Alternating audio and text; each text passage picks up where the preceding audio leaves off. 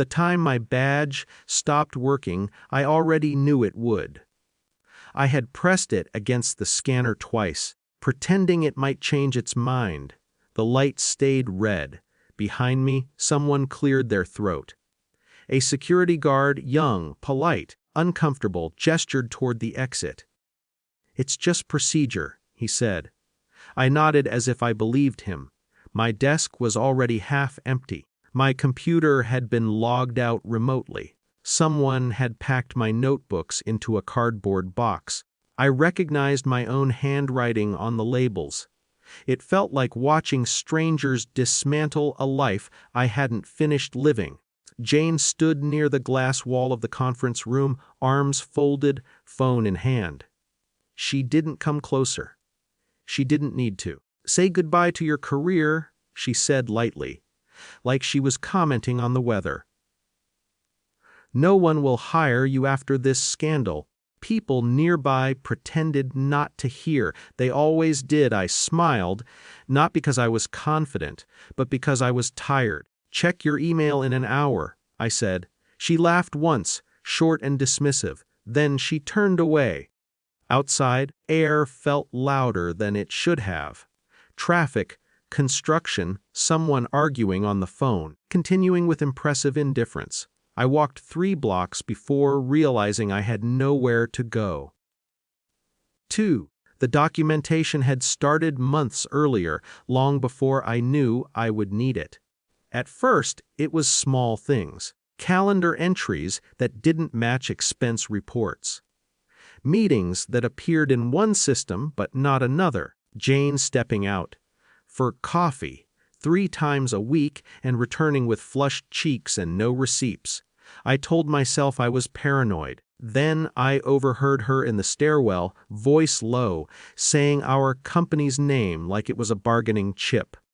That night saved my first screenshot, not to expose her, not to punish her, to remind myself I wasn't imagining things. After that, saved everything. Emails forwarded to personal storage. Audio notes recorded when conversations felt strange. Photos of restaurant receipts left in conference rooms. Copies of contracts that vanished days later. Each file was a small act of self-defense. I didn't feel brave, I felt afraid. 2. Losing the job didn't feel dramatic, it felt empty. The first week, I woke up at 7 out of habit. Made coffee, opened my laptop, then remembered there was nowhere to log in. Rewrote my resume 6 times.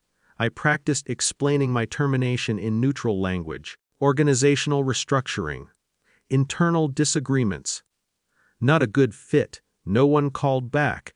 Friends tried to be encouraging. Better will come. You're talented. You'll land on your feet. None of it changed the silence. At night, opened the folder on my laptop and scrolled through the files. Not with satisfaction, with doubt.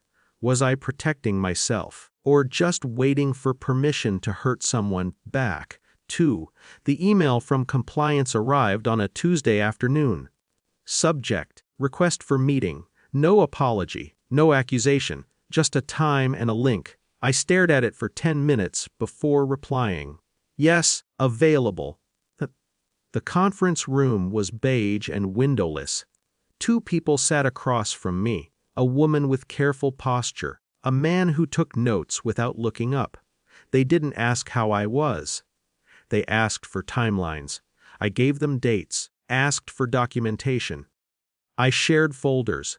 They asked how I obtained it. I told the truth, kept records because I was afraid I'd be blamed for things I didn't understand. No one reacted.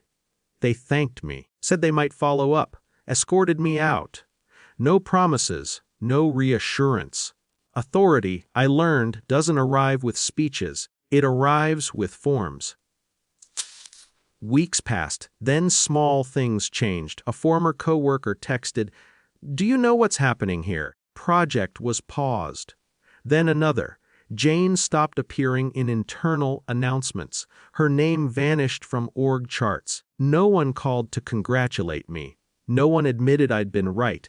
She simply disappeared.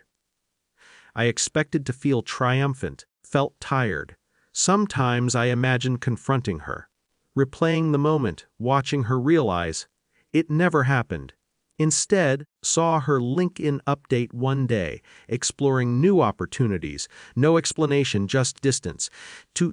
Interview invitation came from a mid-sized firm across town, nothing glamorous, decent reputation, stable work. I ironed my shirt carefully. When they asked about my last job, I didn't lie. I didn't give details either. There was an internal investigation, I said. I cooperated fully. They nodded. Moved on, no drama, just assessment. That night, deleted most of the old files. Not because they were useless, because I didn't want to live inside them. I kept one folder, the first screenshot, the first moment I had trusted myself, a reminder that I wasn't crazy, that my instincts mattered. 2. Sometimes I still think about Jane's smile that day, how certain she was, how effortless power looked on her. I don't hate her. I don't forgive her either. I understand now that dignity isn't proven by winning. It's proven by standing still long enough for the truth to catch up. My new badge works. It scans green every morning. And that's enough.